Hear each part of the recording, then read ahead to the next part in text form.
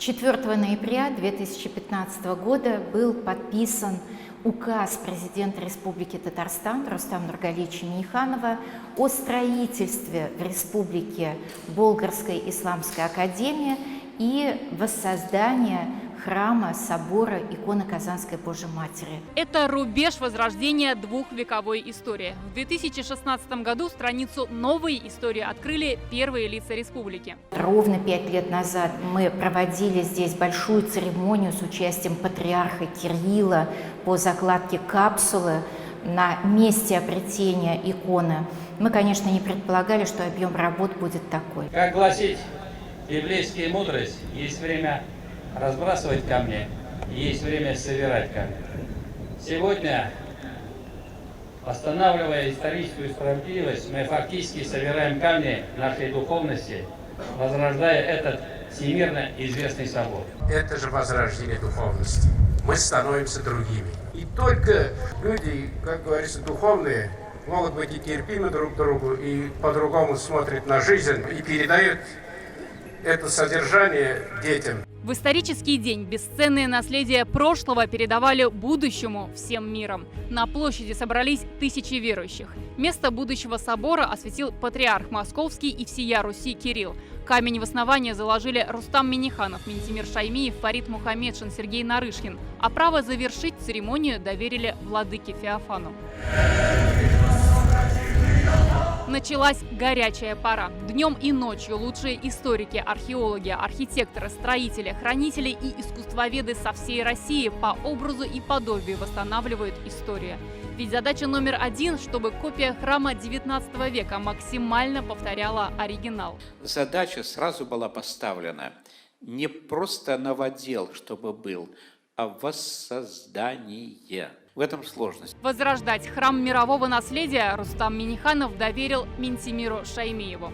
Первый президент республики, посол доброй воли и посланник ЮНЕСКО по межкультурному диалогу. За плечами фонда Возрождения Свияжск и Болгар – авторитет бесспорный. Восстановление собора Минтимир Шаймиев сопровождал непрерывно. При сборе благотворительных средств в стороне не осталась ни одна организация республики. Самый первый взнос сделал Рустам Минниханов.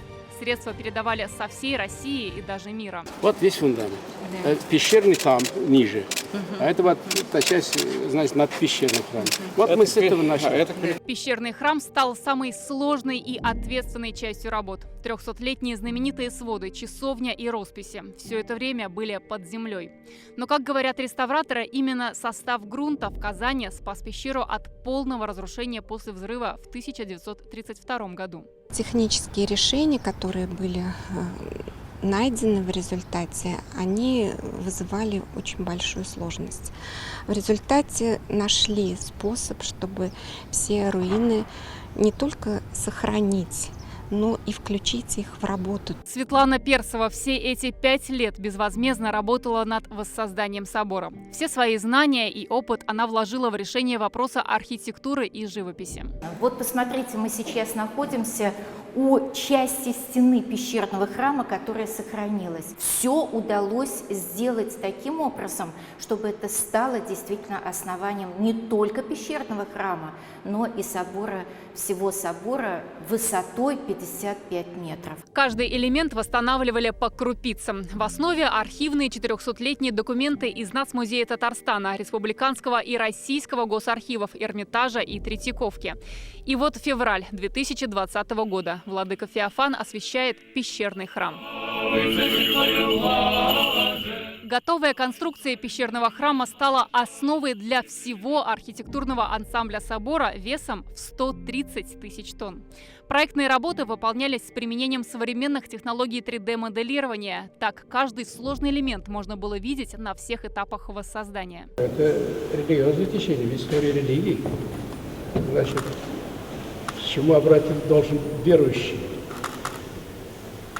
значит, свое внимание.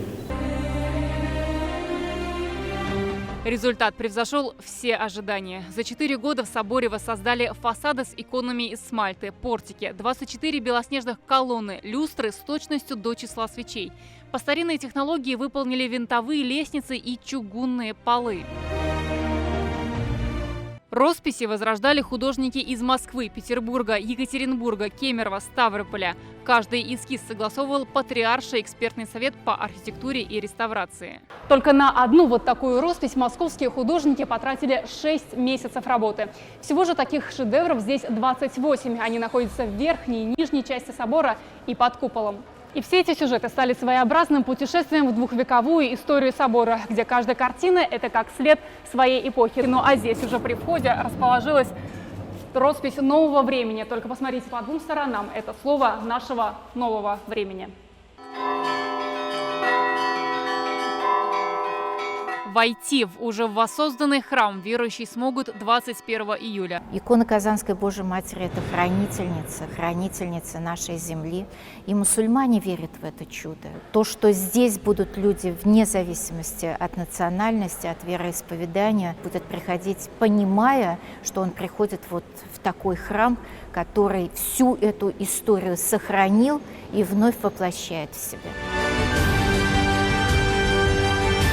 Наталья Мезина, Игорь Романов, ТНВ, Казань. Закажи рекламу на ТНВ. Телефон в Казани 5 705 100.